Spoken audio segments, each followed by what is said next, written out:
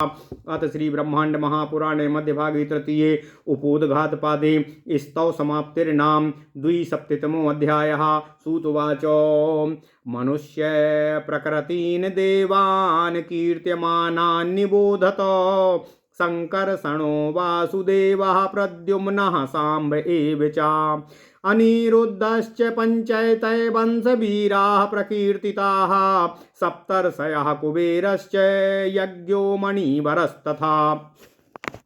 ओम नमः शिवाय। ओम नमः शिवाय। सालूकिर्नारदश्चैव विद्वान् धनवन्तरिस्तथा नन्दिनश्च महादेवाशालाकायन एव च आदिदेवस्तदा विष्णुरेभिश्च सह दैवतैः ऋषयः ऊचु विष्णुः किमर्थसम्भूतं विष्णुः किमर्थं सम्भूता स्मृतः सम्भूतयः कति भविष्याः कति चान्ये च प्रादुर्भावा महात्मनः ब्रह्मक्षत्रेषु शस्त्रेषु किमर्थमिह जायते पुनः पुनर्मनुष्येषु तन्नः प्रब्रूहि पृच्छताम विस्तरेण एव सर्वाणि कर्माणि रिपुघातिनाः श्रोतुमिच्छामहे सम्यग् वद कृष्णस्य धीमता कर्णमानानुपूर्वीं च प्रादुर्भावाश्च ये प्रभो यावास्य प्रकृतिस्तातो तां चास्मान् वक्तुमर्हसि कथम असा भगवान् विष्णुः सुरेश्वरी निषूदनः वासुदेव कुले धीमान् वासुदेवात्वमागतः अमरैरावृतं पुण्यं पुण्यप्रकृतिभिरलङ्कृतम्। ओम नमः शिवाय। देवलोकं किमुत्सृज्य मर्त्यलोकमिहागतः देवतामानुषयोर्नेता धातुर्यः प्रसवो हरिः किमर्थं दिव्यमात्मानं मानुष्ये समवेशयतो यश्चक्रं वर्तयत्येकोः मनुष्याणां मनोमयं मानुष्ये सा कथं बुद्धिं चक्रे चक्रभृतां वरः गोपायनं यः कुरुते जगतः सर्वकालिकं सा कथं गाम गतो विष्णुर्गोपत्वामकरोत् प्रभुः महाभूतानि भूतात्मा यो दधारो चकारः श्रीगर्भः सा कथं गर्भे स्त्रियः भूचरयावृतः येन लोकान् क्रमैर्जित्वाः सस्त्रीका स्त्रीदशा कृताः स्थापिता जगतो मार्गा स्त्रीक्रमं वपुराहृतं ददौ जितां वसुमतीं सुराणां सुरसत्यमः येन सैहं वपुः कृत्वा द्विधा कृत्वा च तत् पुनः पूर्वदैत्यो महावीर्यो हिरण्यकशिपुर्हतः यः पुरा ह्यानलो भूत्वा त्योर्वः संवर्तको विभुः पातालस्थूर्णवगतः पापवतो यमयम हविः सहस्रचरणं देवं सहस्रांशु सहस्रशा सहस्रशिरसं देवं यमाहुर्वै युगे युगे नभ्यरण्यां समुद्भूतं यस्य पैतामहं गृहम् एकार्णवगते लोके तत्पङ्कजं पङ्कजं येन ते निहिता दैत्याः संग्रामे तारकामये सर्वदेवमयं कृत्वा सर्वायुगधरं वपुः। ओम नमः शिवाय। ओम नमः शिवाय। महाबलेन वोत्सिक्तः कालनेमिर्निपातितः उत्तरांशे समुद्रस्य क्षीरोदस्यामृतो दधे यः सेते शाश्वतं योगो माच्छाद्योतिमिरं महतो सुराणि गर्भमद्धत्त दिव्यं ततः प्रकर्षादतीयुपुरायमां सा च यो दैत्यगणं रुद्ध सक्र चा यो दैत्यगणं च रुद्धं गर्भावमानेन भृशं चकारः।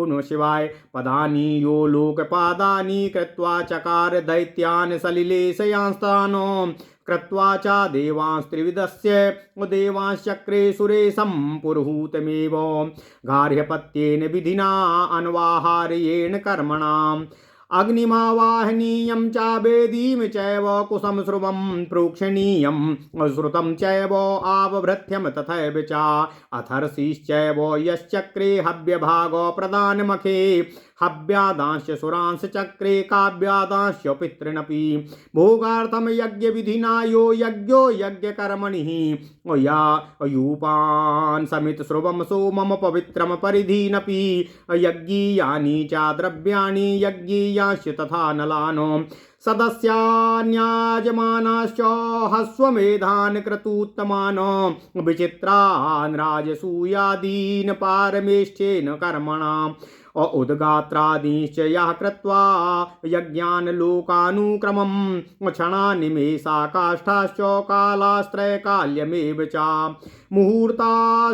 मुहूर्तास्तिथयो मासं दिनं संवत्सरं तथा ऋतवः कालयोगाश्च प्रमाणं त्रिविधं त्रिषु आयु क्षेत्राण्यथ बलं क्षणं यद्रूपसौष्ठवं मेधावित्तं च शौर्यं च शास्त्रस्यैव चात्पारणातो त्रयो वर्णास्त्रयो लोकास्त्रैविद्यमपावकाश्रयः त्रैकाल्यं त्रीणि कर्माणि त्रिस्रो मात्रा गुणाश्रयाः सृष्टा लोकेश्वराश्चैव येन येन च कर्मणा सर्वभूतो गणा सृष्टा सर्वभूतो गणात्मना क्षणं संधाय पूर्वेण योगेन रमते च यः गता गता नाम यो नेता सर्वत्र विविधेश्वराः अयो गतिर्द्वमयुक्तानां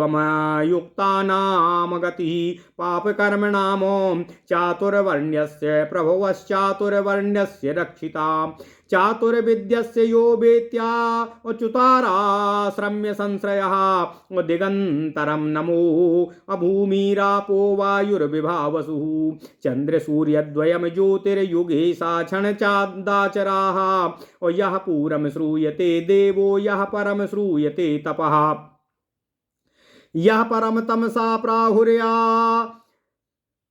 परम परमात्मवानो आदित्यादिस्तु यो देवो यस्य दैत्यान्तको विभुः अयुगान्तेष्वतको यस्य लोकान्तकान्तकः सेतुर्यो लोकसेतूनां मेधो यो मध्यकर्मणाम वेद्यो यो देवविदुषां प्रभुर्यः प्रभवात्मनाम सोमभूतस्तु भूतानामग्निभूतोऽग्निवर्चसाम मनुष्याणां मनुर्भूतस्तपोभूतस्तपस्विनाम विनयो नये तृप्तानां तेजस्तेजस्विनामपि। ओम नमः शिवाय, ओम नमः शिवाय, ओम नमो भगवते वासुदेवाय, ओम देवकी सुत गोविंद वासुदेव जगतपति देहि मे तन्यं कृष्ण त्वाम अहम शरणं गतः विग्रहो अविग्रहाणां यो गतिर्गतिमतामपि आकाशो प्रभवो वायुर्वायुप्राणो हुतासनः देवाहुतासन प्राणाः प्राणोऽग्ने मधुसूदना देवाहुतासन प्राणा प्राणोऽग्नेर्मधुसूदना रसाच्छोणित संभूति शोणितान् मासे मुच्यते अमांसात्मो मासान्तमेधसो जन्मो मेधसोऽथि निरुच्यते अस्थनो मज्जा संभवं जातः शुक्रसंभवः शुक्राद् गर्भो असमभवद्रसमूलेन कर्मणा तत्रापां प्रथमा वापः सा सौम्यो सा राशिरुच्यते गर्भो संभवो ज्ञेयो द्वितीयो राशिरुच्यते शुक्रं सोमात्मकं विद्यादार्तवं पावकात्मकं भावो रसानुगावेतो वीर्ये च शशि पावको कफवर्गे भवेत् शुक्रम पितृवर्गे च सोडितं कफस्य हृदयं स्थानं नाभ्यां पित्तं प्रतिष्ठितं देहस्य मध्ये हृदयं स्थानं तु मनसा स्मृतं नाभिश्चोदरसांस्तु तत्र देवो हुतासनः मना प्रजापतिर्गेयः कफः सोमो विभाव्यते पित्तमाग्नि स्मृतो हेतोदग्निमेषात्मकं जगतो एवं प्रवर्तिते गर्भे वृत्ते कर्काधुसन्निभे वायु प्रवेशनम चक्रे संगतः परमात्मना असा पंचधा शरीरस्थो विद्यते वर्धयेत पुनः प्राणापानो समानश्च हुदानो व्यान एव च प्राणोस्य परमात्मानं वर्धयान परिवर्तते अपानः पश्चिमं काय मुदानोद्धारं शरीरिणः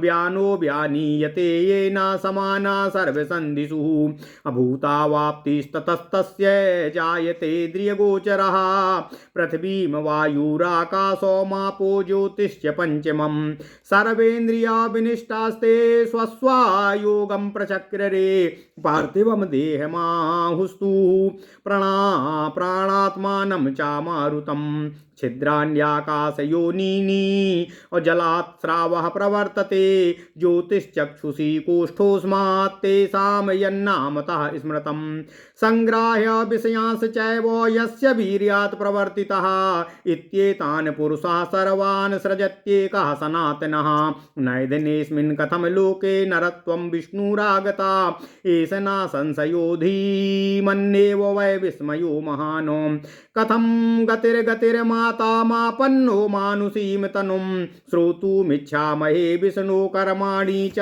यथाक्रमम्। ओम नमः शिवाय। ओम नमः शिवाय। आश्चर्यं परमं विष्णुर्वेदैर्देवैश्च कथ्यते अविष्णुरुत्पत्तिमाश्चर्य कथयस्य महामते एतदाश्चर्यमाख्यातं कथ्यतां वै सुखावहं प्रख्यातो बलवीर्यस्य प्रादुर्भावान् महात्मनः अकर्मणाश्चर्यभूतस्य विष्णु सत्त्वामिहोच्यते सूतुवाच अहं वा कीर्तयिष्यामि प्रादुर्भावं महात्मनः यथा बभूव भगवान् मानुषेषु महातपा भृगुस्त्रीव वधदोषेण भृगुशापेन मानुषे जायते चायुगान्तेषु देवकार्यार्थसिद्धये तस्य दिव्यां तनुं विष्णोर्गदतो मे निबोधत युगधर्मे परावृत्ते काले च शिथिले प्रभु कर्तुं धर्मव्यवस्थानं जायते मानुषेष्वः भृगुशापो निमित्तेन देवासुरकृतेन च ऋषयः ऊचु कथं देवासुरकृते तद्व्यवहारामवाप्तवान् एतद्वेदितुमिच्छामो व्रतं देवासुर कथम सुतुवाच देवासुरम यथा व्रत्यम ब्रुवस्तन्निबोधत हिरण्यकशुपुरदैत्यस्त्रैलोक्यं प्राक्य शासति बलिनाधिष्ठितं राज्यं पुनर्लोकत्रये क्रमात् सख्यमासीत् परम तेषां देवानां सुरैः सह युगाख्या दश सम्पूर्णाः ह्यासीदव्याहृतं जगत् निदेशास्थायिनश्चैव तयोर्देवासुराभवत् निदेशस्थानीयश्चैव तयोर्देवासुराभवन बद्धे बलो विवादोत सम्प्रवृत्तः सुदारणः देवासुराणां च तदा घोराक्षयकरो महान् तेषां द्वीपनिमित्तं वै संग्रामा बहवो भवन वराहेऽस्मिन् दशद्वौ च संडामरकान्तकः स्मृतः नाम तस्तु समासेन शृणुध्वं तान् विवक्षतः प्रथमो नारसिंहस्तु द्वितीयश्चापि वामनः तृतीया सा तु बाराश्चतुर्थो मृतमन्थनः संग्रामा पंचमश्चैव सुघोरस्तारकामयः षष्ठो ह्यव्रीडकस्तेषां सप्तमस्त्रैसुरा नृपः स्मृतः अंधकारोष्टमस्तेषां ध्वजश्च नवमा स्मृतः अबारत्रश्च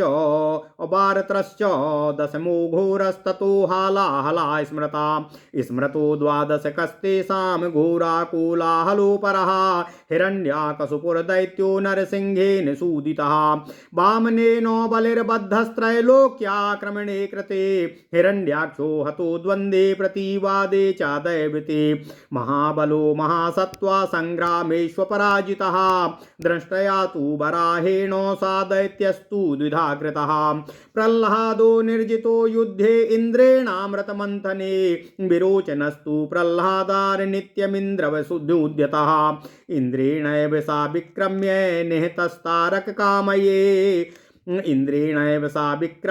निहतस्तारककामये अभवादध्यतां प्राप्य विशेषास्त्रादिभिस्तु यः। ओम नमः शिवाय। ओम नमः शिवाय। ओम नमः शिवाय। ओम नमो भगवते वासुदेवाय। ओम देवकी सुत गोविंद वासुदेव जगतपति देहि तनियम कृष्ण त्वाम अहम शरणम गतः सा जम्भो निहता षष्ठे शक्राभिष्टेन विष्णुना असक्रूवत्सु देवेषु परम सोढूम दैवतम् निहता दानवा सर्वे त्रिपुरे त्र्यंबकेन तु अथ दैत्यासुराश्चैव राक्षसत्वान्धकारिते जिता देवो मनुष्यैते पितृभिश्चैव संगता असभ्रतान् दानवांश्चैव संगतान् कृत्स्ना सश्चितानो जघने विष्णु सहायेनो महेन्द्रस्तेन वर्धिता हतो ध्वजे महेन्द्रेणो माया छत्रश्च युगवितो ध्वजलक्षं समाविश्य विप्रचित्ति सहानुजा दैत्यांश दानवश्चैव संहतान् कृत्स्नसश्चितानो जयद्वालाहले सर्वैर्देवै परिव्रतो वृषा रजीकोलाहले सर्वान् दैत्यानो परिवृत्तो जयातो यज्ञस्यावव्रते जित्वा संडामरको तु दैवतै एते देवासुरा वृत्ता संग्रामा द्वादशैवितु सुरासुरक्षयकरा प्राजानां शिवश्च हिरण्यकशिपु राजा वर्षाणामर्बुदं बभोः तथा शतसहस्राणि ह्यधिकानि द्विसप्तति आसीतिश्च सहस्राणि तैलोकस्येश्वरो भवतो अपारंपर्येण राजा तु बलिर्वर्षार्बुदं पुनः षष्टिश्चैव सहस्राणि त्रिंशच्च नियुतानि च बले राज्याधिकारस्तु यावत् कालं बभूवः प्रह्लादो निर्जितो भूच्च तावत् कालं महासहासुरै इन्द्राश्रयस्ते विख्याता ह्यासुराणां महौजसा दैत्यसंस्थमिदं सर्वमासीदशयुगं किल असपत्तु तथा शक्रो राष्ट्रं दशयुगं पुनः त्रैलोक्यमिदमव्यग्रं महेन्द्रोऽभ्यायाद्वले। ओम नमः शिवाय। प्रह्लादस्य हृते तस्मिन् त्रैलोक्ये कालपर्ययातो पर्यायेणैव सम्प्राप्तं त्रैलोक्यं पाकशासनम् ततो सुरान् परित्यज्य यज्ञो देवानुपागमतो यज्ञे देवानथ गते काव्यं ते ह्यासुरां ब्रुवन् किं तन्नो मिषतां राष्ट्रं त्यक्त्वा यज्ञः सुरान् गतः स्थातुं न शक्नुमो ह्याद्य प्रविशामो रसातलम् एवमुक्तो ब्रवीद देवा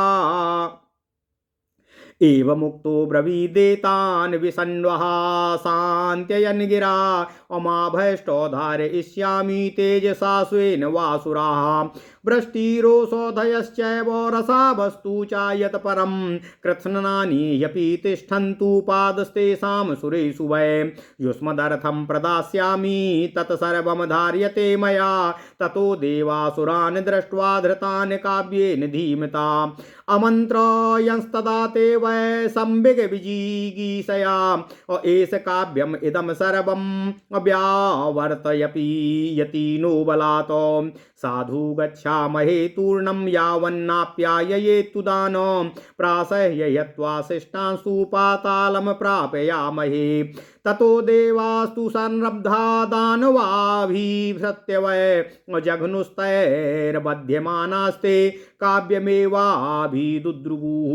ततः काव्यस्तु तान् दृष्ट्वा तूर्णं देवैरभिद्रुतानो असमरक्षतो सन्त्रास्तान् देवेभ्यस्तान् दिते सुतानो काव्यो दृष्ट्वा स्थितान् देवांस तत्र दैवमचिन्तयतो तानुवाचो ततो ध्यात्वा पूर्ववृत्तो मनुस्मरन् त्रैलोक्यं विजितं सर्वं वामनेन त्रिभिक्रमय बलिर्बद्धो हतं जम्भो निहतश्च विरोचन।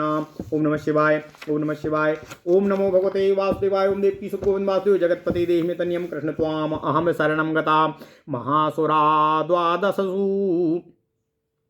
महासुरा द्वादशसु संग्रामेषु सुरैर्हता तैस्तैरूपायैर्भूयिष्ठा निहता ये प्रधानतः किञ्चिच्छिष्टास्तु वै यूयं युद्धे स्वल्पे तु वै स्वयं नीतिं वो हि विधास्यामि कालः कश्चित् प्रतीक्ष्यताम् यास्याम्यहं महादेवं मन्त्रार्थे विजयाय च अग्निमाप्याययेद्धूता मन्त्रैरेषु दहिष्यति ततो यस्याम्यहं देवं मन्त्रार्थे नीललोहितं युष्माननुग्रहीष्यामि पुनः पञ्चादिहागतः यूयं तपश्चरध्वं वै संव्रता वल्कलैर्वर्णे और न वै देवा वधिष्यन्ति हि यावदागमनं मम अप्रतीपांस्ततो मन्त्रान् देवात् प्राप्य महेश्वरात् अयोष्यामहे पुनर्देवांस्ततः प्राप्स्यथे वै जयम् अप्रतीतो ततस्ते कृतसंवादा देवानुचुस्ततोऽसुरा अन्यस्तशास्त्राभयं सर्वे लोका न्यून्यं क्रमन्तु वयः अभयं तपश्चरिष्यामः संव्रता बल्कनैर्वने प्रह्लादस्य वचा श्रुत्वा सत्यानुव्याहृतं तु ततो देवान्यवर्तन्तो विज्वरा मुदिताश्च अन्यस्तशस्त्रेषु दैत्येषु स्वान्ये जगमुरे यथागतान् अततस्तानब्रवीत् काव्यः अकञ्चित् कालं प्रतीक्ष्यताम् निरतसुत्कास्तपोयुक्ताः कालः कार्यार्थसाधकाः अपितुर्मम्माश्रमस्था वै सम्प्रतीक्षत दानवा असासन्दिश्यासुरान् काव्यो महादेवं प्रपद्य च प्राणामेवमुवाचायं जगत्प्रभवमीश्वरं मन्त्राग्निच्छामि हे देव ये नासन्ति बृहस्पतो पराभवाय देवानां सुरेष्वभयावहान् एवमुक्तो ब्रवीद्देवो मन्त्राग्निच्छसि वै द्विजः व्रतं चरमयोदिष्टं ब्रह्मचारी समाहिता पूर्णं वस्त्रसहस्रं वैकुण्ठधूमोमवाक्षिराः यदि पास्यति भद्रं ते मत्तो मन्त्रमवाप्स्यसि तथोक्तो देवदेवेनो सा शुक्रस्तु महातपा पादौ संस्पृश्य देवस्य बाढमित्यभासत अव्रतं चाराम्यहं देवं यदोदिष्ठोऽस्मि वै प्रभो ततो नियुक्तो देवेन कुण्डधारोऽस्य धूमकृत असुराणां हितार्थाय तस्मिन् शुक्रे गते तदाह मन्त्रार्थं तत्र वसति ब्रह्मचर्यं महेश्वरं तद्बुद्धानीति पूर्वं तु राष्ट्रं न्यस्यं तदासुरै तस्मिन् छिद्रे तदा मर्षा देवास्तान् सामभिद्रवन् अप्रगृहीतायुधा सर्वे बृहस्पति पुरोगमा दृष्ट्वा सुरगणा देवान् प्रगृहीतायुधान् पुनः उत्पेतु सहसा सर्वे सन्तस्तास्ते ततो भवनो न्यस्ते शस्त्रे भये दत्ते ह्याचार्ये व्रतमास्थिते सन्त्यज्य समयं देवास्ते सपत्न्या जिघांसवः आनाचार्यस्तु भद्रमवो विश्वस्तास्तपसे स्थितः अचीरवल्काजिनधरा निष्क्रिया निष्परिग्रहा। ओम नमः शिवाय, ओम नमः शिवाय, ओम नमो भगवते वासुदेवाय। ओम देवकी सुत गोविंद वासुदेव जगतपते देहि में तनियम कृष्ण त्वाम अहम शरणम गतः रणे विजितुम देवान्वे रणे विजितुम देवान्वय नासं सक्ष्याम कथंचन रणे विजितुम देवान्वय ना सक्ष्यामः कथंचन आयुधेन प्रपद्यामा शरणं काव्यमातरम् प्रापद्यन्त ततो भीतास्तया चैव तदा भयं दत्त तेषां तु भीतानां दैत्यानां भयार्थिनां तया चाभ्युपपन्नास्तान् दृष्ट्वा देवास्तदासुरान् अभिजग्नु प्रसह्यस्तान् विचार्यं चाबलाबलम् ततस्तान् बध्यमानास्तु देवैर्दृष्ट्वा सुरांस्तदा देवी क्रुद्ध्वा ब्रवीदेनाननिन्द्रत्वं करोम्यहं संस्तभ्य शीघ्रं संरम्भादिन्द्रं सभ्यचारत्तता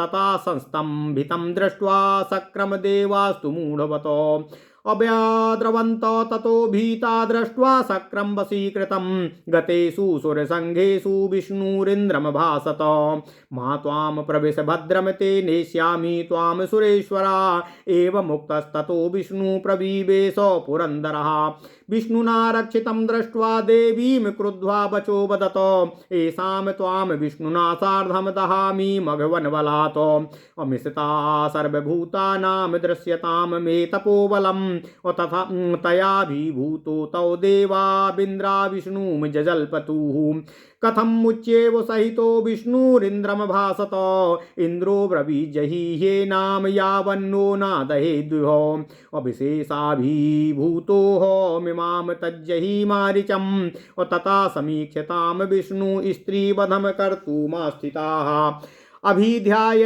ततश्चक्रमापन्नं सत्वरं प्रभुः तस्या सन्त्वरमाणायाम् अशीघ्राङ्कारी सुरारिहा त्रिधा विष्णुस्ततो देवा क्रूरं बुद्ध्वा चकीर्षितं क्रुद्धस्तदस्त्रमाविध्य शिरच्चिच्छेद माधवः तं दृष्ट्वा स्त्रीवधं घोरं चुकोपो भृगुरीश्वरा ततोऽभिशप्तो भृगूणां विष्णुर्भार्यावधे तदा यस्मात् ते जानता धर्मो बध्या स्त्री निषूदिता तस्मात् त्वं सप्तक्रतो वै मनुष्येषु प्रपद्यसे ततस्तानाभिशापे नो नष्टे धर्मे पुनः पुनः सर्वलोकहितार्थाय जायते मानुषेषु अनुव्याहृत्य विष्णु सा तदादाय शिरः स्वयं समानीय तथा काये समायोज्येदं ब्रवीतो एतां त्वां विष्णुनां सत्यं हतां संजीवयाम्यहं यदि कृत्स्नो मया धर्मश्चरितो या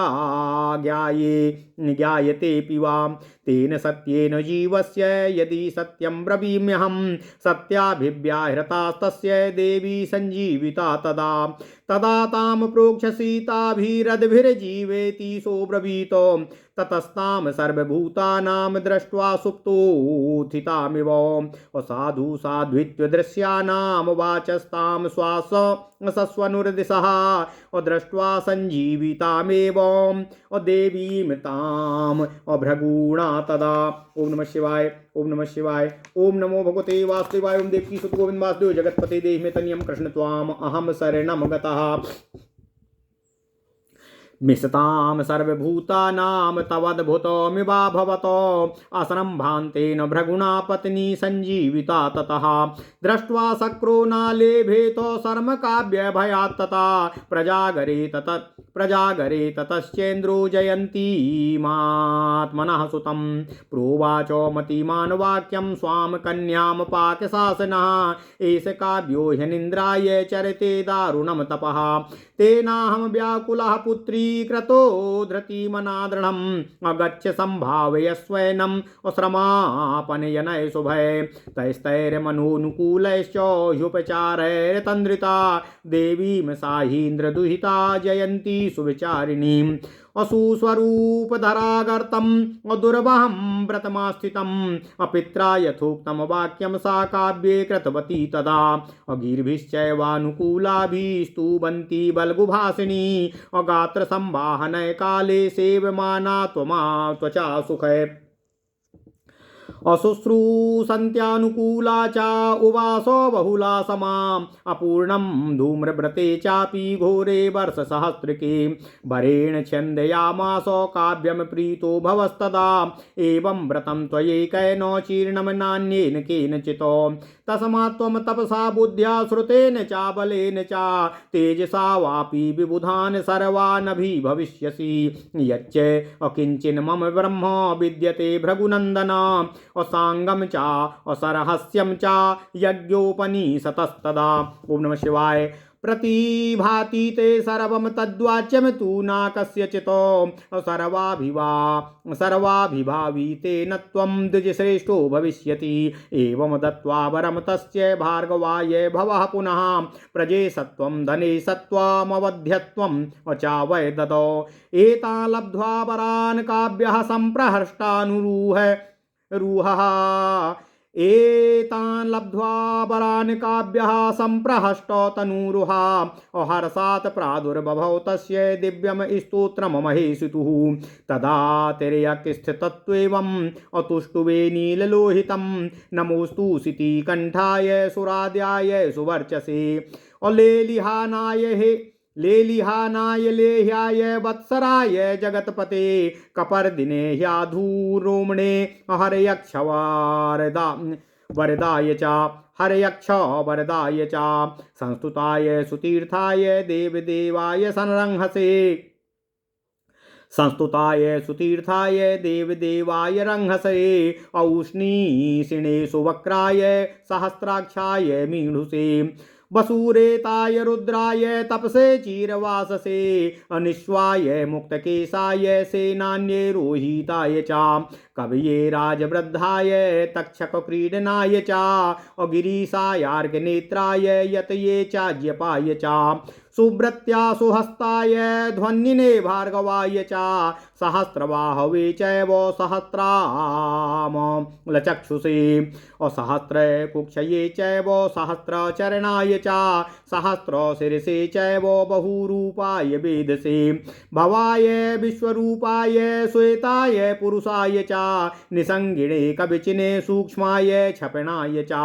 ताम्राय चैव भीमाय उग्राय च शिवाय च महादेवाय सर्वाय विश्वरूप शिवाय च हिरण्याय वसिष्ठाय वर्षाय मध्यपाय च धाम्ने चैव विसंगाय पिंगलाय अरुणाय च ओम नमः शिवाय पिनाकिने चे सुमते चित्राय रोहिताय च दुन्दुभाय कपादाय अर्हाय बुद्धये तथा मृगव्याधाय सर्वाय स्थाणवे भीषणाय च बहुरूपाय चोग्राय त्रिनेत्रायेश्वराय च कपिलाय कबीराय मृत्यवे त्रयंबकाय च वस्तोष्यते पिनाकाय संकिराय शिवाय च आरण्याय गृहस्थाय यतिने ब्रह्मचारिणे संख्याय चैव योगाय ध्यानिने दीक्षिताय च अंतर्हिताय सर्वाय तप्ताय व्यापिने तथा बुद्धाय चैव शुद्धाय मुक्ताय केवलाय च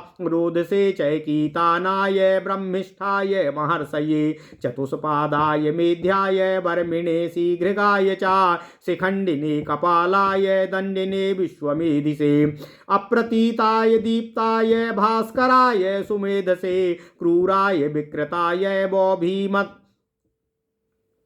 अप्रतीयाय दीप्ताय भास्कराय सुमेधसे क्रूराय विकृताय वो बीभत्साय शिवाय च शुचये परिधानाय सद्यो जाताय मृत्यवे अपिसितासाय सर्वाय मेघाय वैद्युताय च दक्षाय च जघन्याय लोकानामीश्वराय च अनामयाय चोद्माय हिरण्यैकचक्षुषे श्रेष्ठाय वामदेवाय ईशानाय च धीमते महाकल्पाय दीप्ताय रोदनाय हसाय च उद्रणधन्विने कविचिने रथिने चावरूथिने भृगुनाथाय शुक्राय गह्वरिष्ठाय धीमते अमोघाय प्रशांताय तदा विप्र प्रियाय च अमोघाय प्रशांताय सदा विप्र प्रियाय च दिग्वासः कृत्तिवासाय भगन्नाय नमोस्तुते पशूनां पतये चैव भूतानां पतये नमः प्रभवे ऋग्यजुषाम्ने स्वाहाय च स्वधाय च वसटकारात्माय वो तुभ्यं मन्त्रात्मने नमः सृष्टे धात्रे तथा कर्ते हर्त्रे च क्षपणाय च भूत भव्य भवेशाय तुभ्यम कर्मात्मने नमः अबसवे चैव साध्याय रुद्रादित्याश्विनाय च विश्वाय मरुते चैव तुभ्यम देवात्मने नमः अग्नि सोम विधिज्ञाय पशु मंत्रौषधाय च दक्षिणावाभृताय वो तुभ्यम यज्ञात्मने नमः तपसे चैव सत्याय त्यागाय च समाय च अहिंसायाथ लोभाय सुसे अहिंसायाथ लोभाय सुवेशाया निशाय च सर्वभूतात्मभूताय तुभ्यम योगात्मने नमः पृथिव्यै चान्तरिक्षाय महसे त्रिदिवाय च जनस्तपाय सत्याय तुभ्यम लोकात्मने नमः अव्यक्तायाथ महते भातायैर्वेन्द्रियाय च तन्मात्रायाथ महते तुभ्यम तत्त्वात्मने नमः नित्याय चाप्यलिंगाय सूक्ष्माय चेतराय च शुद्धाय विभवे चैव तुभ्यम नित्यात्मने नमः नमस्ते त्रिषु लोकेषु स्वरन्तेषु भुवादिषु सत्यान्त महाराध्येषु चतुर्षु च नमोस्तुते नाम स्तोते मया ह्यस्मिन्यादशब्दाहृतं प्रभो मद्भक्ता इति ब्रह्मणाय सर्वं तत्त्वंक्षु तत्त्वञ्छन्तु मर्हसि। ओम नमः शिवाय ओम नमः शिवाय ओम नमः शिवाय। ओम नमो भगवते वासुदेवाय। ओम देवकी सुत गोविंद वासुदेव जगतपते देहि मे तनियम कृष्ण त्वाम अहम शरणम गतः। ओम नमः शिवाय ओम नमः शिवाय ओम नमः शिवाय। ओम नमो भगवते वासुदेवाय। ओम देवकी सुत गोविंद वासुदेव जगतपते देहि मे तनियम कृष्ण त्वाम अहम शरणम गतः। ओम नमः शिवाय। ओम नमः शिवाय। ओम नमः शिवाय। अथ श्री ब्रह्मांड महापुराण मध्य भाग तृतीय उपोद्घात पाद 72वां अध्याय स्तव समाप्ति वर्णम। ओम नमः शिवाय। ओम नमः शिवाय। सूत जी बोले, हे ऋषियों, मनुष्य योनि में जन्म लेने वाले देवताओं का वर्णन आप लोगों से कर रहा हूँ। कृपया आप लोग ध्यान दीजिए। संकर्षण, वासुदेव, प्रद्युम्न, सांब और अनिरुद्ध ये 5 यदुवंश के प्रधान प्रधान वीर कहे गए हैं। सप्तऋषि कुबेर, यज्ञ, मणिवर, सालूकी, नारद तथा विद्वान धन्वंतरी, नंदिन, महादेव और सालंकायन आदि सब देवताओं के साथ आदिदेव विष्णु ये सब देवता हैं। ओम नमः शिवाय। ऋषियों ने कहा, सूत जी, भगवान श्री हरि विष्णु पृथ्वी पर किस लिए अवतरित होते हैं तथा उनके कितने अवतार तथा भविष्य में अन्य कितने अवतार होंगे, ये सब युगों में ब्राह्मण और क्षत्रियों में ही क्यों पैदा होते हैं तथा मनुष्य की योनि में क्यों बार बार जन्म लेते हैं, इसे हम लोग जानना चाहते हैं। उन परम बुद्धिमान शत्रुओं का संहार करने वाले भगवान के शरीरों में जो जो कर्म पूरे किए जाते हैं उन सबको हम विस्तार से सुनना चाहते हैं। हे सूत जी, आप हमें बताने की कृपा करें, अथवा जो इन भगवान की प्रकृति है, इनका स्वभाव है, उसे आप हमें बता सकते हैं तो बताने की कृपा करें। अतः हमें बताइए कि वे बुद्धिमान भगवान श्री हरि विष्णु देवताओं में शत्रुओं का नाश करने वाले वासुदेव के कुल में वासुदेव तत्व को कैसे प्राप्त हुए। हे सूत जी, सदैव पुण्य कर्मों को करने वाले देवताओं ने ऐसा कौन सा पुण्य कर्म किया है जिसके कारण देवलोक छोड़कर मृत्युलोक में उन्हें आना पड़ा। देवों और मनुष्यों को सन्मार्ग पर ले जाने वाले, भूलोक और स्वर्गलोक की उत्पत्ति करने वाले भगवान श्री हरि विष्णु किस लिए दिव्य गुण संपन्न अपनी आत्मा को मनुष्य योनि में प्रवेश करते हैं। चक्र धारण करने वालों में श्रेष्ठ जो भगवान संसार मनुष्यों के मन रूपी चक्र को सदैव चलाते हैं, उनको इस मनुष्य योनि में पैदा होने की इच्छा क्यों होती है। जो भगवान समस्त संसार की रक्षा करते हैं, वे किस लिए पृथ्वी पर जाकर गौवों की रक्षा करने लगते हैं। जिन भूतात्मा भगवान संसार समस्त महाभूतों पृथ्वी, जल, अग्नि, वायु और आकाश का धारण किया तथा उत्पन्न किया, वे मृत्युलोक निवासी सामान्य गृहिणी के गर्भ में क्यों स्थित होते हैं। जिन भगवान ने देवों की इच्छा से अपने 3 कदमों में ही समस्त लोकों को जीतकर संसार में तीनों वर्गों धर्म, अर्थ और काम की स्थापना की थी तथा समस्त पृथ्वी को देवताओं को दे दिया था। जिन प्रभु ने सिंह का रूप धारण किया तथा शरीर के 2 भाग कर आधा शेर और आधा मनुष्य का रूप बनाकर हिरण्यकशिपु का संहार किया था। जिन भगवान ने प्राचीन काल में ऊर्ध्व ऋषि के क्रोध से समुत्पन्न होकर और संवर तक अग्नि का स्वरूप धारण करके पाताल में स्थित होकर जल में हवि का पान किया था। जिन प्रभु ने युगों युगों में 1000 चरणों वाला, 1000 नेत्रों वाला, 1000 सिरों वाला और दिव्य गुण संपन्न कहा गया है। सृष्टि के आदि में जब सारा संसार एक समुद्र के रूप में परिणत हो गया था, उन समय जिनकी नाभि में ब्रह्मा जी का घर रूपी जो कमल पैदा हुआ, वह वास्तव में कमल नहीं था। तारकामय संग्राम में जिन प्रभु ने सर्वदेवमय और सब शास्त्रों को धारण करने वाला शरीर धारण कर अत्याचारी दानवों का संहार किया था, महाबल से युक्त जिन प्रभु ने कालनेमी का संहार किया था, जो शाश्वत योग का आश्रय लेकर महान अंधकार को ढककर अमृत के समुद्र क्षीर सागर के उत्तरांश पर शयन करते हैं। प्राचीन काल में जिन दिव्य गुणों वाले भगवान देवों की माता अदिति के गर्भ में धारण किया था और दैत्य गणों से घिरे हुए इंद्र की रक्षा की थी। जब वायु ने अत्यंत उग्र रूप धारण कर समस्त लोगों को अपने बस में कर उद्दंड दानवों को जल में सुला दिया था, उस समय यदि भगवान श्री हरि विष्णु ने स्वर्ग का राज्य इंद्र को दे दिया था, जो आदिदेव गार्हपत्य विधि से अनवाहार्थ कर्म द्वारा आवहनीय अग्नि को वेदी को, कुशाओं को,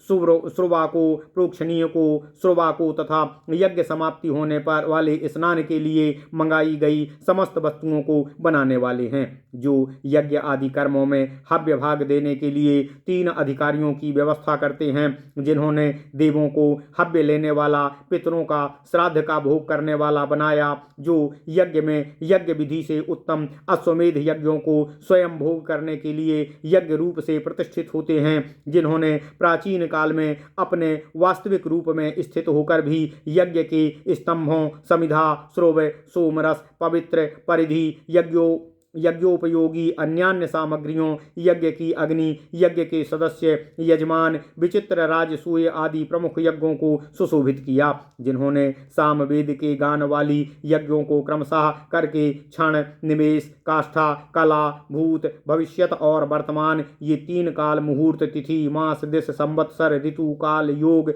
मनुष्यों में प्रचलित 3 प्रकार के प्रमाण, आयु, क्षेत्र, बल, लक्षण, रूप, सौंदर्य, बुद्धि, वित्त, शूरता, शास्त्र के पाठ, 3 वर्ण, 3 लोक, 3 विधाएं, 3 अग्नियां, 3 काल, तीनों कर्म, 3 मात्राएं, 3 गुण, इन सबको तथा लोकेश्वरों की उस परमेश्वर में जिस जिस कर्म द्वारा रचना की है तथा सब प्राणियों की आत्मा में स्थित रहकर भी समस्त भूतगणों, पृथ्वी, जल, अग्नि, वायु, आकाश आदि की रचना की है, जो प्रभु मनुष्य की इंद्रियों में योग रूप से रमण करता है, जो गत और आगत दोनों के नेता हैं तथा वे सर्वत्र संसार के अनेकों प्रकार के नियमों के अधीश्वर हैं, जो धर्म की रक्षा करने वालों की अच्छी गति देने वाले तथा पापियों की गति देने वाले हैं, जो प्रभु विष्णु धर्म करने वालों को अच्छा फल प्रदान करते हैं तथा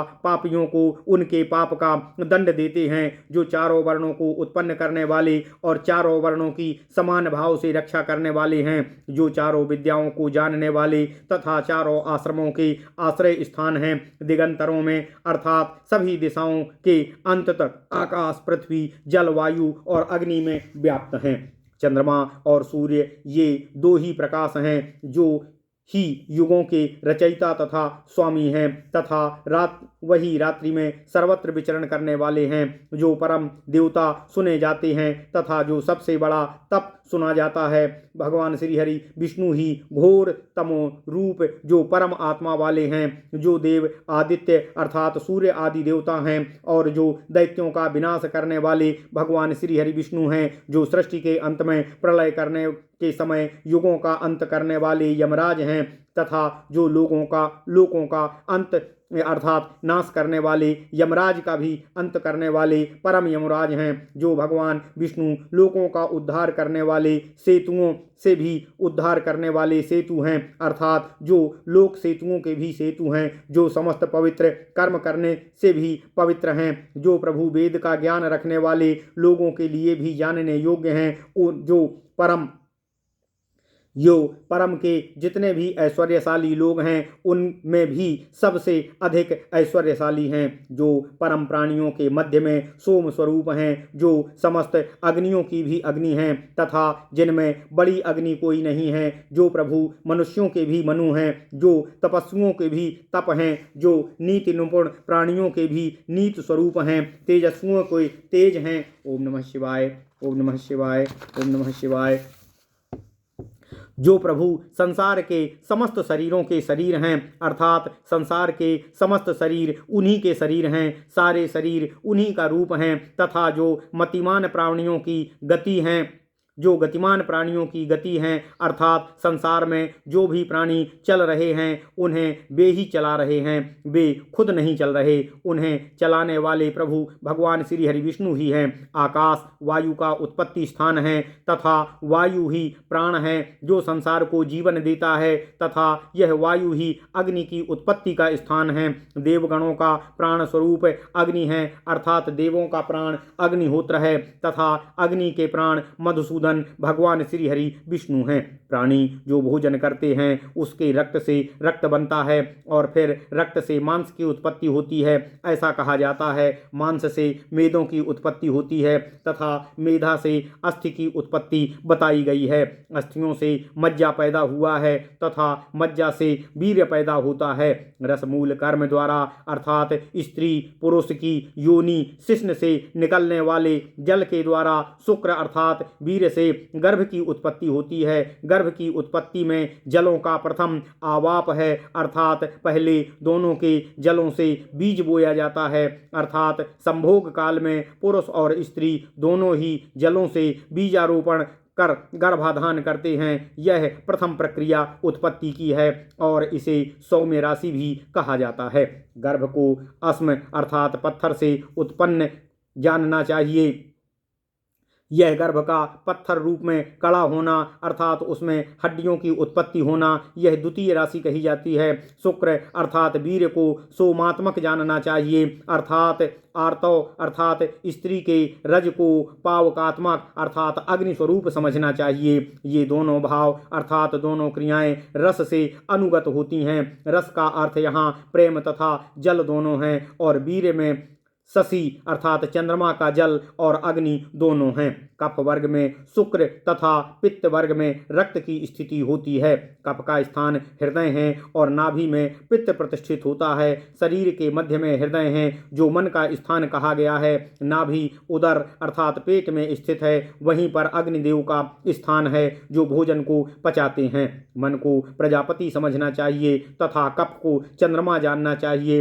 पित्त को अग्नि स्मरण किया गया है। इस प्रकार यह समस्त संसार अग्नि सोम स्वरूप है अर्थात अग्नि और जल स्वरूप है, या यूं कहिए कि सूर्य और चंद्रमा का स्वरूप है। इस प्रकार गर्भ को करकंधु अर्थात ककरोंधा के समान गर्भ बनता है तथा उस गर्भ के बन जाने पर परमात्मा में मिला हुआ वायु अर्थात प्राण प्रवेश करता है। यह वायु 5 प्रकार का होता है, शरीर में स्थित रहता है और फिर शरीर की वृद्धि करता है। ये वायु हैं प्राण, अपान, समान, उदान और व्यान।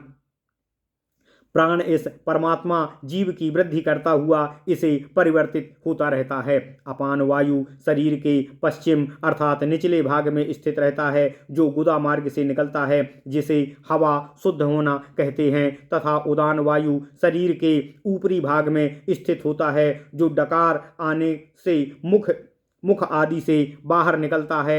व्यान वायु समस्त शरीर में व्याप्त रहता है तथा समान वायु समान रूप से शरीर की सभी संधियों में स्थित रहता है।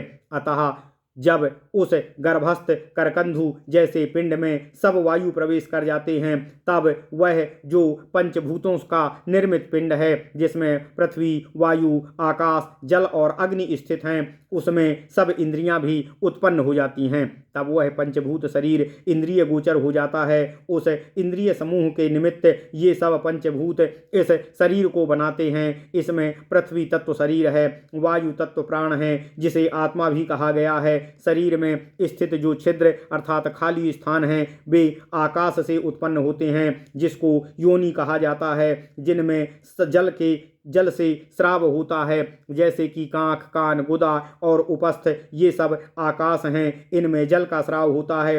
आँखों में ज्योति अर्थात प्रकाश का कोष्ठ है। इस प्रकार ये सब इंद्रियां नाम से कही गई हैं। ये सब इंद्रियां वीर्य से प्रवर्तित अर्थात मनुष्य के वीर्य में ही सब इंद्रियां रहती हैं अर्थात सारा सूक्ष्म ढांचा उस वीर्य पुरुष के वीर्य और स्त्री का रज तो उसकी रचना करता है, उसका विकास करता है। इस प्रकार इन सब बीजों की एक समान सनातन पुरुष ही रचना करता है। अब ऋषियों ने पूछा कि हे सूत जी, यह बताने की कृपा कीजिए कि मर्तशील अर्थात मरने वाले संसार में मनुष्य बन करके भगवान श्री हरि विष्णु क्यों आए। हे बुद्धिमान सूत जी, हमें इस विषय में संशय ही नहीं महान आश्चर्य है, क्योंकि जो स्वयं ही सद्गति पाने वालों की गति है, अर्थात जो बहुत सत्कर्म करते हैं, वे जन्म मरण के बंधन से मुक्त हो उसी में समा जाते हैं। अर्थात सद्गति को प्राप्त होने के बाद वे फिर भी क्यों इस मनुष्य शरीर को प्राप्त करते हैं। अतः हे सूत जी, हम लोगों को उन भगवान श्री हरि विष्णु के कर्मों को क्रमानुसार बताने की कृपा करें। हम आपके मुखारबिंद से इसे सुनना चाहते हैं। वेद और देवता लोग उन भगवान श्री हरि विष्णु को परम आश्चर्यमय बताते हैं। हे महामते, उन भगवान श्री हरि विष्णु की आश्चर्य युक्त उत्पत्ति को हमें आप बताने की कृपा करें। उनका यह कथानक आश्चर्य से भरा हुआ है तथा कथन करने वालों को भी सुख प्रदान करने वाला है। बल और पराक्रम में पूरी तरह प्रसिद्ध, अपने कर्म द्वारा आश्चर्य पैदा करने वाले उन महात्मा भगवान श्री हरि विष्णु का पराक्रम इस लोक में कहा जाता है। सूत जी बोले, अब मैं महात्मा भगवान श्री हरि विष्णु के अवतार का आप लोगों से वर्णन कर रहा हूँ। अर्थात जिस प्रकार से वे महातपस्वी भगवान श्री हरि विष्णु मनुष्य की योनि में अवतरित हुए, उसे मैं आप लोगों को बता रहा हूं कि वे भगवान श्री हरि विष्णु महर्षि भृगु स्त्री के वध के कारण भृगु ऋषि के शाप से मनुष्य योनि में अवतरित हुए थे। एक युग के अंत होने के अवसर पर देवताओं के कार्यों को पूर्ण करने के लिए वे उत्पन्न होते हैं। उन भगवान श्री हरि विष्णु के दिव्य शरीर का मैं आपसे वर्णन कर रहा हूँ। आप लोग उसे ध्यानपूर्वक सुनिए। युग धर्म के परिवर्तन होने पर, अर्थात युग धर्म के समाप्त हो जाने पर तथा उसका प्रभाव शिथिल हो जाने पर, महर्षि भृगु के शाप के कारण से अच्छे और बुरे लोगों के बीच धर्म की पुनः व्यवस्था स्थापित करने के लिए वे प्रभु भगवान श्री हरि विष्णु इस लोक में मनुष्य के रूपों में अवतरित होते हैं। ऋषियों ने कहा कि हे सूत जी, भगवान श्री हरि विष्णु ने देवासुर संग्राम में कैसे अवतार ग्रहण किया था तथा वह देवासुर संग्राम कैसे हुआ, हम यह भी सुनना चाहते हैं। सूत जी बोले, हे श्रेष्ठ ऋषियों, देवासुर संग्राम जैसे हुआ आप लोगों को मैं बता रहा हूँ, आप लोग ध्यान पूर्वक सुनिए। हिरण्यकशिप नाम का दैत्य था जो प्राचीन काल में तीनों लोकों पर शासन करता था। उसके बाद तीनों लोकों का राजा दैत्यराज बलि द्वारा अधिष्ठित किया गया था। उस समय जब दैत्यराज बलि शासन कर रहे थे, तब देवताओं का असुरों के साथ मित्रतापूर्ण व्यवहार था। उस समय 10 युगों तक यह जगत निरुपद्रव रहा, अर्थात सर्वत्र शांति रही। उस बलि की आज्ञा दोनों ही मानते थे। उसके बाद राजा बलि के बांध लिए जाने पर देवों और दानवों में घोर विनाशकारी विवाद प्रारंभ हो गया। उस समय उन देवों और दानवों में दीपों को प्राप्त करने के लिए महान विनाशकारी और घोर संग्राम हुआ। इस प्रकार 12 कल्प में 12 युद्ध हुए, जिन सभी युद्धों में संड अर्थात नपुंसक और अमर्क भी सम्मिलित हुए थे। उन युद्धों का वर्णन मैं संक्षेप के नाम से आपको बता रहा हूँ, आप उसे सुने। प्रथम युद्ध नरसिंह का हुआ, जो नारसिंह और हिरण्यकशिप के मध्य हुआ। दूसरा युद्ध वामन और बलि का है। तीसरा युद्ध बाराह का है। चौथा युद्ध समुद्र मंथन का है। पांचवा अत्यंत घोर संग्राम तारकासुर वाला है। छठा आडीवक और सातवां त्रिपुर दहन का है। आठवां अंधकार युद्ध एवं नवां ध्वज युद्ध कहा जाता है। बार्त्र 10वां युद्ध है। उसके बाद हालाहल 11वां युद्ध स्मरण किया जाता है। उनमें 12वां युद्ध घोर कोलाहल वाला युद्ध कहा गया है। प्रथम युद्ध में भगवान नरसिंह द्वारा हिरण्यकशिप को मारा गया था। दूसरे युद्ध में जब बलि ने त्रिलोकी पर आक्रमण किया, तब वह भगवान वामन द्वारा बांध लिया गया। देवताओं के साथ संघर्ष पैदा हो जाने पर उस युद्ध में हिरण्याक्ष का वध हुआ। वह महादैत्य हिरण्याक्ष महाबली महापराक्रमी था और संग्राम में किसी से भी हारने वाला नहीं था। वह समस्त पृथ्वी को भी समुद्र में खींचकर ले गया था। तब तीसरे अवतार बाराह ने अपनी दाढ़ों से समुद्र में से निकालकर उस पृथ्वी का उद्धार किया और उसका संहार किया तथा उस दैत्य के टुकड़े टुकड़े कर दिए। इंद्र के द्वारा अमृत मंथन के अवसर पर दैत्यराज प्रहलाद पराजित हुए थे। इसलिए प्रहलाद का पुत्र विरोचन हर समय इंद्र का वध करने के लिए तत्पर रहता था। अंत में इंद्र ने अपना पराक्रम दिखाकर तारकामय समय युद्ध में उसका वध किया। उस दैत्य ने भगवान शंकर की आराधना करके किसी से न मारे जाने का वरदान विशेष अस्त्र आदि से युद्ध किया था। ओम नमः शिवाय, ओम नमः शिवाय। उस समय छठे अवतार में इंद्र के शरीर में स्वयं प्रविष्ट होकर भगवान श्री हरि विष्णु ने उसका वध किया था। एक बहुत ही सुरक्षित दुर्ग में रहने के कारण देवताओं का सम्मान करने वाले दानवों को तथा उनके स्वामी त्रिपुरासुर को भगवान शिव ने मारा था। 8वें देवासुर संग्राम में अंधकार स्वरूप असुरों एवं राक्षसों के साथ देवों का संग्राम हुआ था। उस युद्ध में देवों और दानवों को परास्त करने वाले पितरगण भी उनकी सहायता कर रहे थे। इंद्र शत्रु वृत्त के साथ सभी दानवों का इंद्र के साथ घोर संग्राम हुआ, जिस युद्ध में भगवान श्री हरि विष्णु की सहायता से महेंद्र की शक्ति बढ़ा दी गई थी। उस ध्वज युद्ध में महेंद्र ने उस माया छत्र वाले योगविद असुर वृत्त को इंद्र ने मार दिया था। इसके बाद ध्वज युद्ध हुआ, जिसमें वृत्त का छोटा भाई मायावी विप्रचित्त युद्ध कर रहा था। तब महेंद्र ने उसके ध्वज का लक्ष्य कर उसे काट दिया और उसके साथ युद्ध करने वाले उन सभी दैत्यों और दानवों को मार दिया। महान कोलाहल युद्ध में रजी ने समस्त देवों सहित असुरों को पराजित किया था। उस समय यज्ञ की समाप्ति, यज्ञ स्नान कर लेने पर देवताओं द्वारा पुरोहित संड और अमर्क को जीत लिया गया था। इस प्रकार देवों और असुरों के बीच यह 12 संग्राम हुए थे। ये सभी युद्ध देवों और असुरों दोनों का नाश करने वाले तथा प्रजाओं के लिए अकल्याणकारी थे। दैत्यराज हिरण्यकशिपु 1,72,80,000 वर्षों तक समस्त तीनों लोकों का स्वामी बना रहा। उसके बाद परंपरा अनुसार बलि दैत्यों का राजा हुआ। तब 1,30,60,000 वर्ष तक राजा बलि राज्य पद का अधिकारी हुआ। जितने वर्षों राज्य पद का अधिकारी बलि रहा, उतने ही समय तक प्रहलाद ने असुरों के साथ राज्यभार ग्रहण किया। उस समय असुरों ने इंद्र के 3 राजा हिरण्यकशिप, बलि और प्रहलाद प्रख्यात थे। ऐसी प्रसिद्धि है कि यह समस्त संसार दैत्यों द्वारा लगभग 10 युगों तक आक्रांत था। उसके बाद 10 युगों तक समस्त राष्ट्र इंद्र के आधिपत्य में रहा। महेंद्र ने ही 10 युगों तक राष्ट्र की रक्षा की तथा वह राज्य इंद्र ने बलि से प्राप्त किया था। काल परंपरा अनुसार त्रिलोकी का शासन प्रहलाद के अधिकार में आया। फिर प्रहलाद द्वारा त्रिलोकी को हरण करने पर त्रैलोक के शासन को इंद्र ने प्राप्त किया। उस समय यक्षगण असुरों को छोड़कर देवताओं के पास आए। यक्षों ने देवताओं के पास चले जाने पर शुक्राचार्य से असुरों ने जाकर कहा कि आचार्य जी, हम लोगों के देखते ही देखते हमारा समस्त राष्ट्र नष्ट हो गया। यज्ञ आदि शुभ कर्म हमें छोड़कर देवताओं के पास चले गए, इसलिए अब हम लोग यहाँ नहीं रह सकते, हम लोग रसातल में जा रहे हैं। असुरों ने जब ऐसा कहा तो दैत्य गुरु शुक्राचार्य को बहुत दुख हुआ।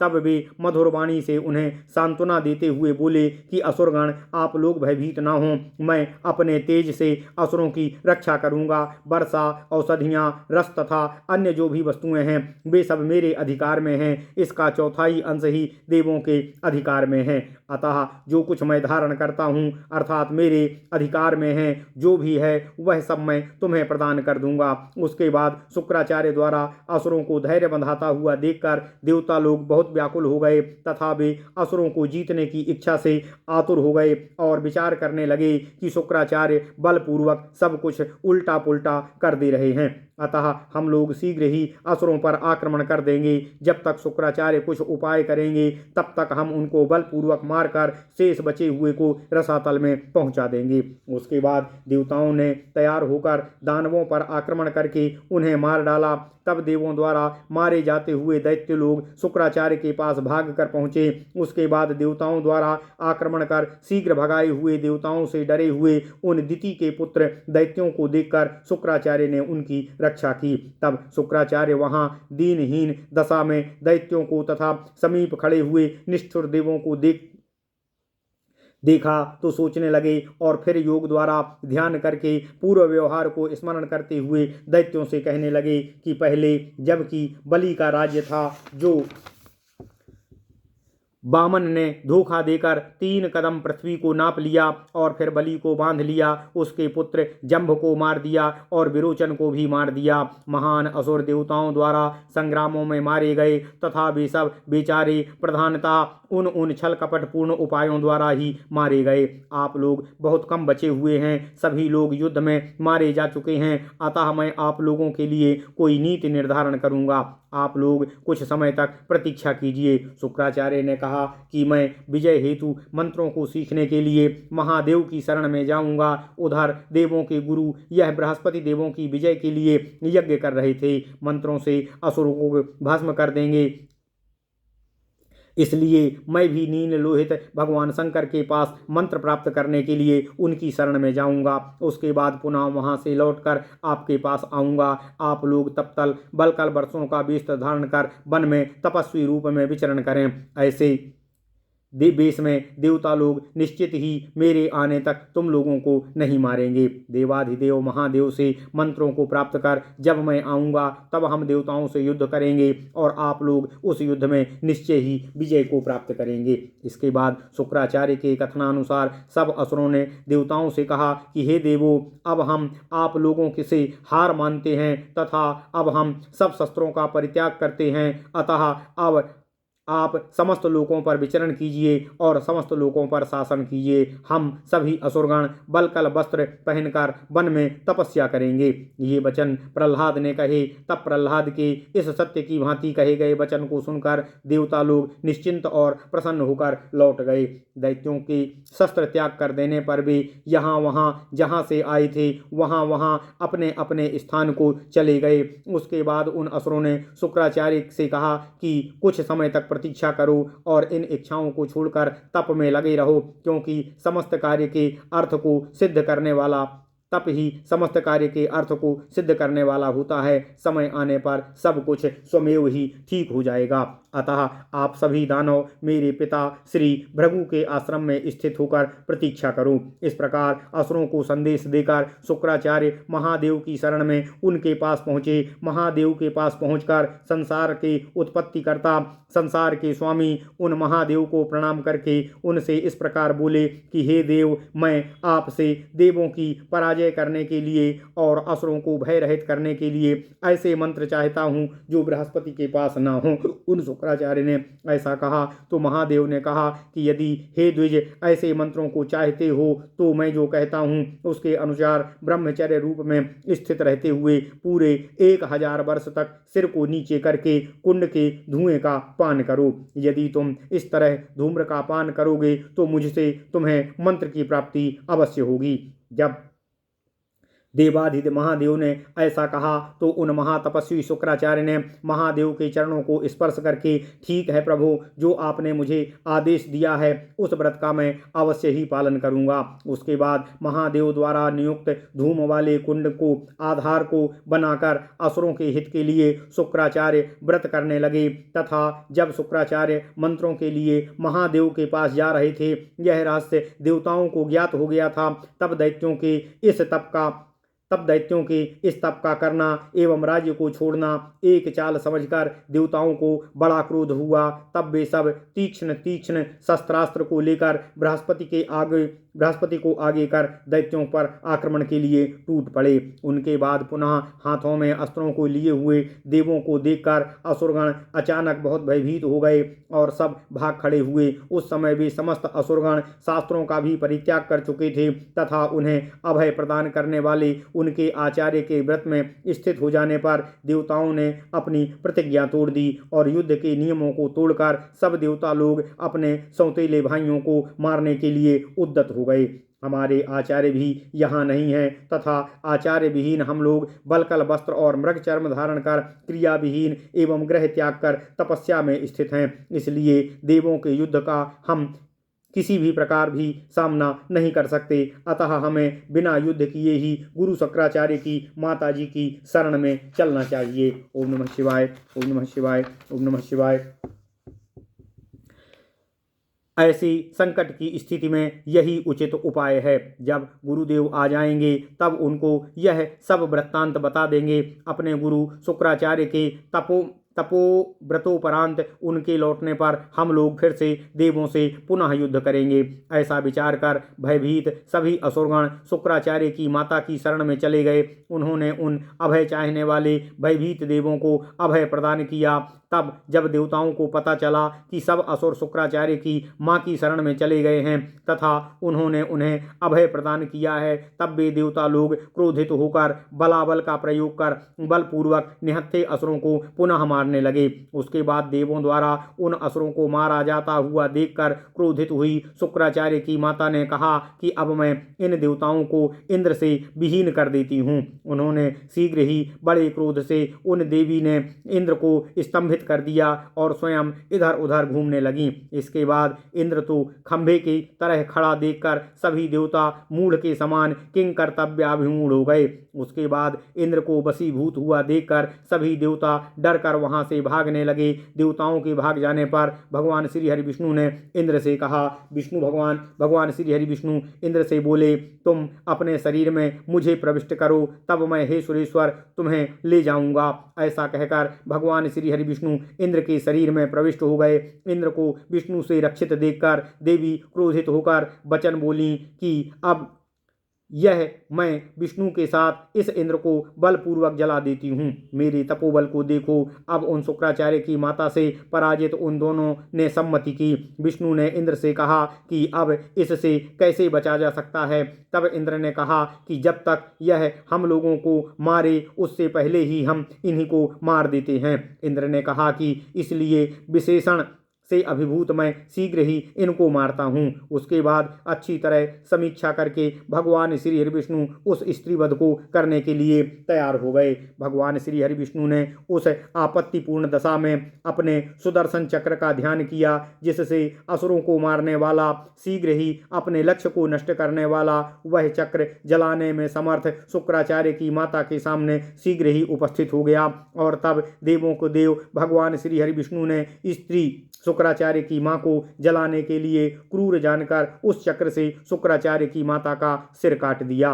शुक्राचार्य की माता क्योंकि भृगु ऋषि की पत्नी थी, अतः अपनी पत्नी तथा एक स्त्री के घोर वध को देखकर परम ऐश्वर्यशाली महर्षि भृगु बहुत क्रोधित हो गए और उस समय अपनी पत्नी का निधन हो जाने पर उन विष्णु को यह शाप दिया कि धर्म का महत्व जानते हुए भी तुमने एक अबला की हत्या की है, अतः तुम 7 बार मनुष्य लोक में मनुष्य जन्म धारण कर निवास करोगे।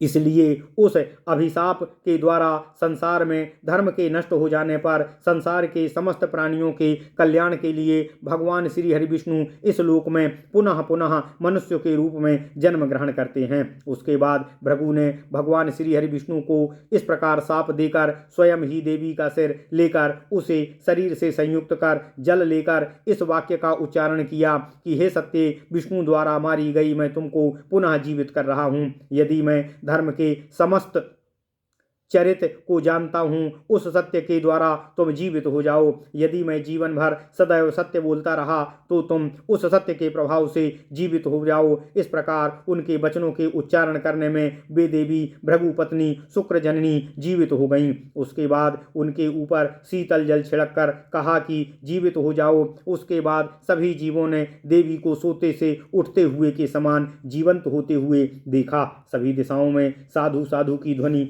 सुनाई पड़ने लगी। ओम नमः शिवाय, ओम नमः शिवाय, ओम नमः शिवाय। सभी लोगों के सामने देवी का जी कर उठ जाना एक आश्चर्यजनक घटना के समान था। इस प्रकार सावधान चित्त वाले महर्षि भृगु ने अपनी पत्नी को पुनर्जीवित कर दिया। उसके बाद उन शुक्राचार्य के भय से इंद्र को रात भर नींद नहीं आई। उसके बाद प्रातःकाल जागने पर बुद्धिमान इंद्र ने अपनी पुत्री जयंती से विशेष रूप से कहा कि हे पुत्री, ये शुक्राचार्य देवों को इंद्र विहीन करने के लिए दारुण रूप धारण कर रहे हैं। उन धैर्यशाली शुक्राचार्य द्वारा पुत्री, मैं बहुत अधिक व्याकुल हूँ, इसलिए हे शुभे तुम जाओ और उनकी थकान दूर करने वाले अपने श्रेष्ठ और मंगलकारी कार्यों से उन्हें प्रसन्न कर उनके मन की बात समझते हुए अनेकों प्रकार की सेवाओं द्वारा उन्हें बहुत ही सावधानी पूर्वक प्रसन्न करने की हर प्रकार की चेष्टा करो। वह इंद्र की पुत्री जयंती शुभ कर्म करने वाली और स्वभाव से देवी थी। वह सुंदर स्वरूप वाली जयंती जब गई तो उसने देखा कि शुक्राचार्य अपने दुर्वह व्रत में स्थित हैं, वे ध्यान में मग्न हैं। तब पिता इंद्र ने जो कहा था तदनुसार उस जयंती ने किया। कर्णप्रिय मधुर वाणियों से उसने शुक्राचार्य की स्तुति की। उस समय उनकी त्वचा को सुख पहुंचाने वाले शरीर संवहनों, हाथ पैर आदि को दबाने से अत्यंत मनोनुकूल आचरण करती हुई सेवा में मन लगाकर उसने अनेकों वर्षों तक उपवास रखा। इस प्रकार जब शुक्राचार्य का वह कठोर धूम्र व्रत समाप्त हो गया तब भगवान शिव शुक्राचार्य पर परम प्रसन्न हो गए और उन्होंने शुक्राचार्य को यह वरदान दिया और कहा कि इस प्रकार का यह कठोर व्रत केवल तुम ही ने किया है और केवल तुम ही कर सकते हो, अन्य किसी ने नहीं किया और कोई इसको कर भी नहीं सकता। अतः तुम अपने इस व्रत से समस्त देवताओं को तप से, बल से, बुद्धि से, वेद ज्ञान से, बल से और तेज से नीचा करने में समर्थ होगे। सभी तुम्हारे इस व्रत से पराजित हो जाएंगे। भगवान शिव ने कहा, हे भृगुनंदन, जो कुछ मेरे पास वे यज्ञ, उपनिषद तथा उनके उपांगों की मंत्र शक्ति विद्यमान है वे सब तुम्हें सर्वसतः देता हूँ। किसी दूसरे को ये प्राप्त नहीं होती। इस प्रकार तुम सबको पराजित करने वाले द्विज श्रेष्ठ होगे। इस प्रकार उन भृगुपुत्र शुक्राचार्य को यह वरदान प्रदान कर पुनः उनको प्रजा का स्वामित्व, धन का स्वामित्व और अवध्यत्व अर्थात किसी के द्वारा न मारा जाने का प्रदान किया। इन वरों को प्राप्त कर शुक्राचार्य परम प्रसन्न हुए और उस परम प्रसन्नता से उनके शरीर में रोमांच हो गया। तब उत्कंठा से उनके मुख से सहसा महेश के लिए यह स्तोत्र प्रादुर्भूत हुआ। तब नतमस्तक होकर वे नील लोहित भगवान श्री शिव जी की स्तुति करने लगे। सिति कंठ को मेरा नमस्कार है।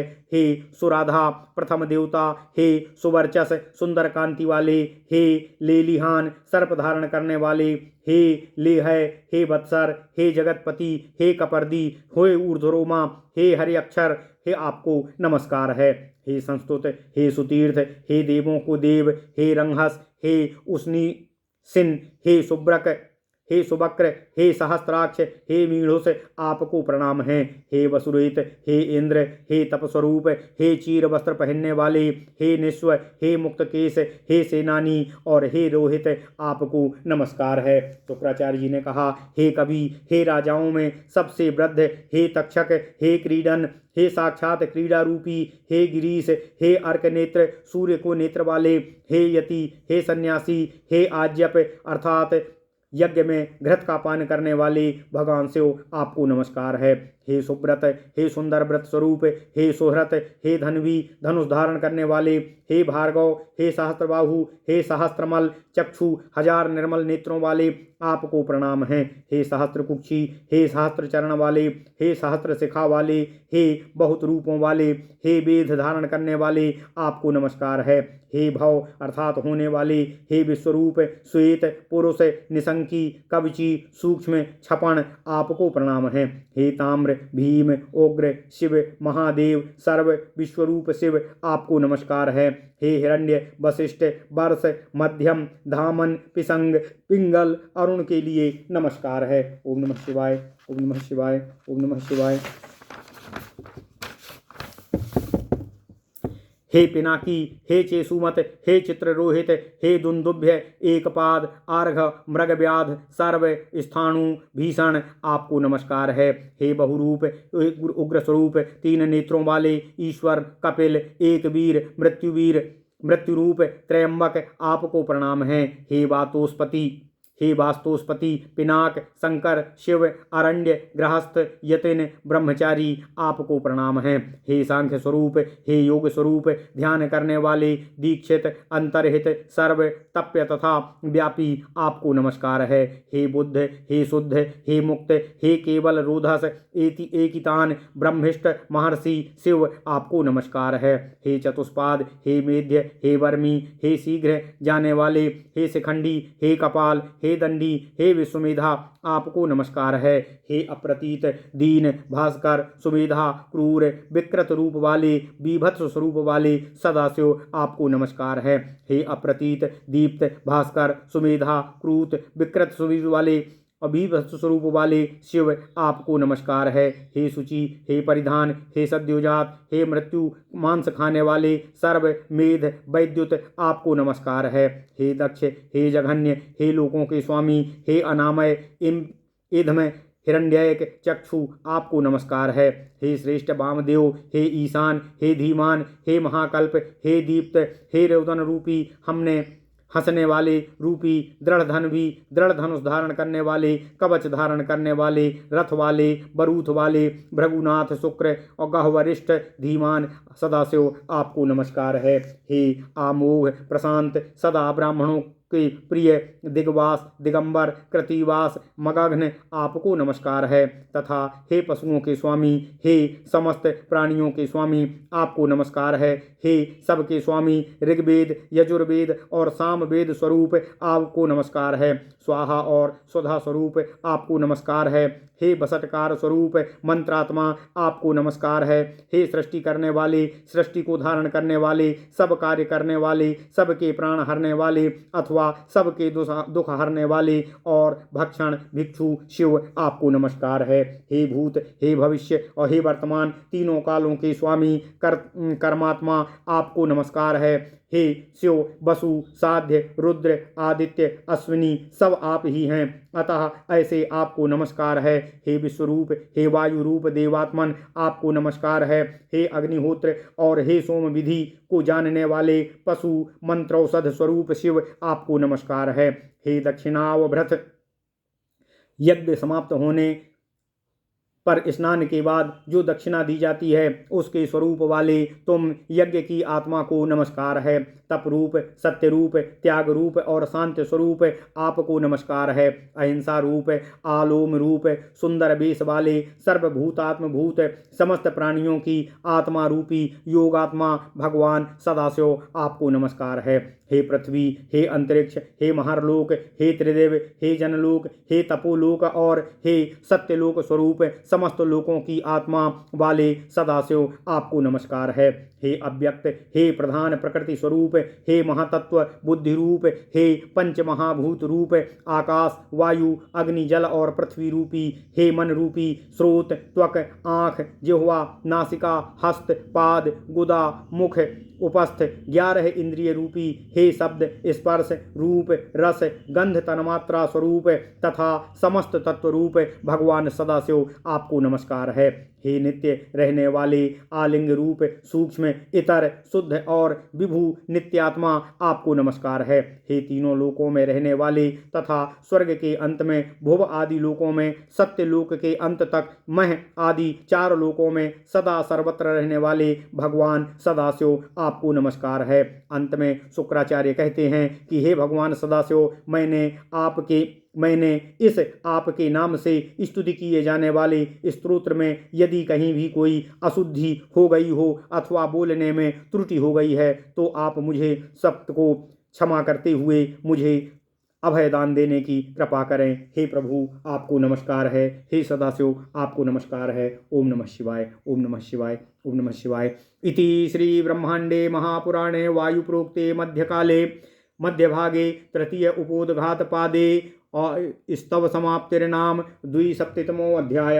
इस प्रकार श्री ब्रह्मांड महापुराण वायुप्रोक्त मध्यभाग तृतीय उपोद्घात पाद का 72वां अध्याय शंकर स्तव समाप्ति वर्णन। ओम नमः शिवाय, ओम नमः शिवाय, ओम नमः शिवाय। ओम नमो भगवते वासुदेवाय। ओम देव की सुत गोविंद वासुदेव जगतपति देव में तनियम कृष्ण त्वाम अहम शरणम गतः।